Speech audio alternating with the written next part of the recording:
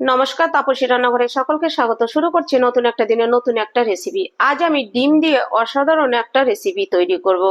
এই রেসিপিটি বানাতে বেশি কিছু উপকরণ লাগে না, ঘরে থাকা উপকরণ দিয়ে রেসিপিটি তৈরি হয়ে যাবে। আর রেসিপিটি বানানো ভীষণই সহজ, একবার দেখলে সবাই বানিয়ে নিতে পারবেন। আর এই রেসিপিটি বানালে ভাত, রুটি, পরোটা, ফ্রাইড রাইস, লুচি সব কিছুর সঙ্গে এই রেসিপিটি পরিবেশন করতে পারবেন। তাহলে আমি রেসিপিটি কিভাবে বানালাম সেটাই আপনাদের সঙ্গে শেয়ার করব। চলুন বন্ধুরা, আর দেরি না করে রেসিপিটি শুরু করা যাক। এই রেসিপি তৈরি করার জন্য দেখুন, আমি প্রথমে দুটো ডিম নিয়ে নিয়েছি। আমি আরো দুটো ডিম ভেঙে নিচ্ছি। ডিমের এই রেসিপিটি বানানো ভীষণই তাড়াহুড়ো সময় হয়ে যায়, চটজলদি। আর ভাত, রুটি, পরোটা আপনারা এটা সবকিছুর সঙ্গে কিন্তু পরিবেশন করতে পারবেন। আমি এখানে দেখুন চারটে ডিম নিয়ে নিয়েছি। আপনারা আপনাদের প্রয়োজন মতো ডিম বাড়িয়ে বা কমিয়েও নিতে পারবেন। দিচ্ছি সামান্য একটু নুন। এবার ডিমটা ভালো করে আমি ফেটিয়ে নেব। এ দেখুন বন্ধুরা, হয়তো খুব তাড়াহুড়ো, হাতে সময় নেই, ডিম সিদ্ধ করে তারপরে রান্না করতে অনেকটা দেরি হয়ে যাবে। আপনারা একবার এইভাবে এই রেসিপিটি করে দেখবেন। আমি যেইভাবে এই রেসিপিটি তৈরি করব আপনারা সেম সেইভাবে রেসিপিটি তৈরি করবেন, দেখবেন খেতে কিন্তু অসাধারণ হয়। ডিমটা ভালো করে ফেটিয়ে নিয়েছি, এবার এটা সাইডে রেখে দিচ্ছি। এখানে আমি আর একটা বাটি নিয়েছি, এখানে আমি একটা কয়েক রকমের সস দিয়ে একটা মিশ্রণ তৈরি করে নেব। এখানে দেখুন 1 টেবিল চামচ ডার্ক সয়া সস দিয়ে দিচ্ছি ছোট 2 টেবিল চামচ রেড চিলি সস। আপনারা চাইলে এখানে গ্রিন চিলি সস নিতে পারেন। দিয়ে দিচ্ছি ছোট 3 টেবিল চামচ টমেটো কেচাপ বা টমেটো সস। দিয়ে দিচ্ছি এই ছোট বাটিটার 1 বাটি জল।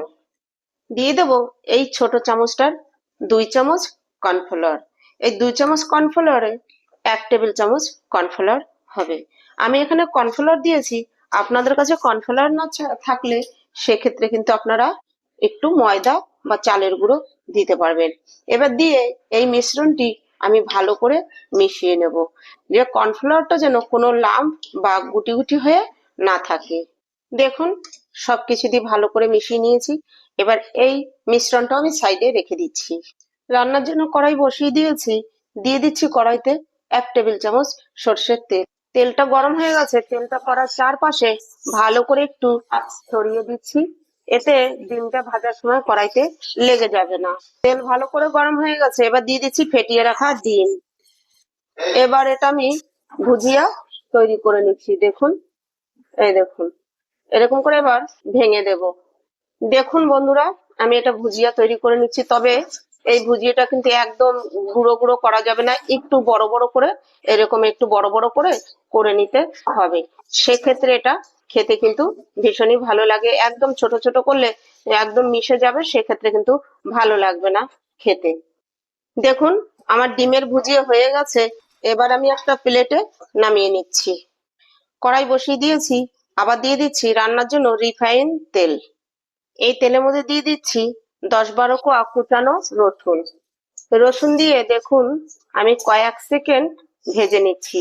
খুব বেশি কিন্তু এখানে ভাজার দরকার নেই। এবার দিয়ে দেবো সামান্য একটু গ্রেট করা আদা। আদাটা দিয়েও কয়েক সেকেন্ড এই দেখুন নেড়ে নিচ্ছি। এখানে কিন্তু কোনো মশলাই খুব বেশি ভাজার কোনো দরকার নেই। এবার এখানে দিয়ে দিচ্ছি এরকম কিউব করে কাটা পেঁয়াজ। এই দেখুন পেঁয়াজটা দিয়ে আমি 1 মিনিট নেড়ে চেড়ে ভেজে নেব। পেঁয়াজ দিয়ে 1 মিনিট ভেজে নিয়েছি। এবার দিয়ে দিচ্ছি কিউব করে কেটে রাখা টমেটো। এখানে আমি ছোট সাইজের দুটো টমেটো দিয়েছি।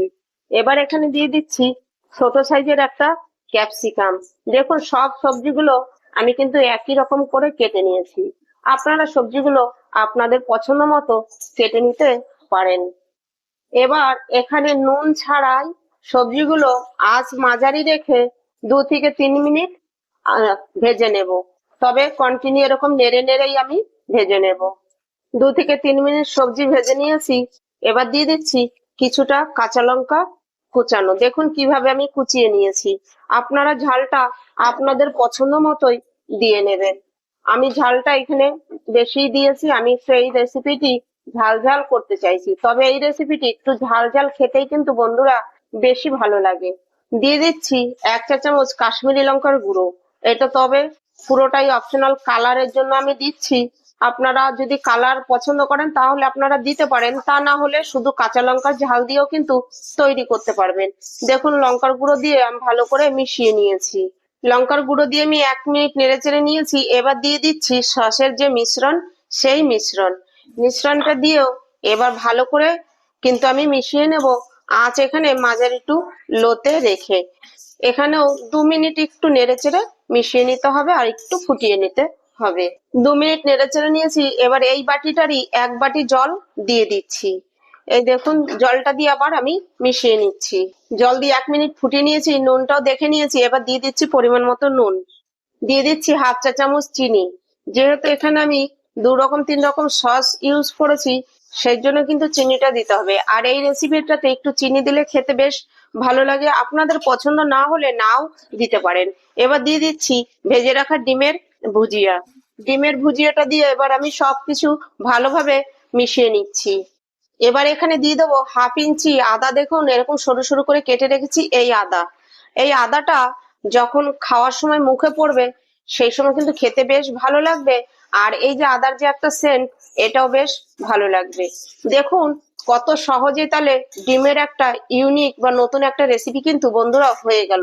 এটা কিন্তু আপনি যদি বলেন এগ চিলি কিন্তু নয়, তাহলেও আপনারা ভাবতেও পারেন বা বলতেও পারেন যেটা এগ চিলি। আশা করছি আমার রেসিপিটি আপনাদের কাছে ভালো লাগবে। রেসিপিটি ভালো লাগলে একটা লাইক ও একটা কমেন্ট করবেন। আপনাদের একটা লাইক একটা কমেন্ট আমাকে ভিডিও করতে উৎসাহ দেয়। খুব ভালো লাগলে বন্ধুদের সঙ্গে বেশি বেশি শেয়ার করুন। নতুন বন্ধুদের কাছে একান্তই অনুরোধ, আমার চ্যানেলটি সাবস্ক্রাইব করে আমার পাশে থাকুন। পাশে থাকা বেল আইকনটি প্রেস করে নোটিফিকেশনটি অন রাখুন। যখনই আমি এরকম নিত্য নতুন ভিডিও আপলোড করব পৌঁছে যাবে সবার আগে আপনাদের কাছে। এটা বানানো যেরকমই সহজ, খেতে কিন্তু বন্ধুরা হয় অসাধারণ। ভাত, রুটি, পরোটা, ফ্রাইড রাইস সবকিছুর সঙ্গে কিন্তু আপনারা এটা পরিবেশন করতে পারবেন। এবার আমি আর 2 মিনিট ফুটিয়ে নেব। দেখুন বন্ধুরা হয়ে গেছে কিন্তু আমার ডিমের নতুন রেসিপি। এবার আমি গ্যাস অফ করে এটা কিন্তু 5 মিনিটের জন্য ঢাকা দিয়ে রেস্টে রেখে দিতে হবে। 5 মিনিট পর ঢাকাটা দেখুন আমি সরিয়ে নিচ্ছি। দেখুন বন্ধুরা কি সুন্দর হয়েছে, আর কালারটাও কত ভালো হয়েছে দেখেছেন, একদম মাখো মাখো হয়েছে। আর এইটা কিন্তু এরকম মাখো মাখোই তৈরি করতে হবে। এবার আমি এটা পরিবেশন করে নেব। দেখুন আমি একটা প্লেটে সার্ভ করে নিচ্ছি। আপনারা দেখলেই বুঝতে পারবেন যে কতটা মানে লোভনীয় হয়েছে দেখতে, যে লোভনীয় হয়েছে খেতেও কিন্তু বন্ধুরা তেমনি টেস্টি হয়। আর বানানো ভীষণই সহজ। আমি এখানে ক্যাপসিকাম ইউজ করেছি, আপনারা চাইলে এটা নাও দিতে পারেন। হাতের কাছে না থাকলে না দেবেন, তাতেও অসুবিধা নেই। পেঁয়াজ আর টমেটোটা অবশ্যই দেওয়ার চেষ্টা করবেন। দেখুন আমি সার্ভ করে নিয়েছি। দেখেই কিন্তু খেতে ইচ্ছা করছে, ছোট থেকে বড় সবাই কিন্তু খুব পছন্দ করবে। রেসিপিটি ভালো লাগলে একটা লাইক কমেন্ট করুন আর বন্ধুদের সঙ্গে বেশি বেশি শেয়ার করুন। আজ ভিডিওটি এখানেই শেষ করছি। ফিরে আসবো নতুন একটা দিনে নতুন একটা রেসিপি নিয়ে।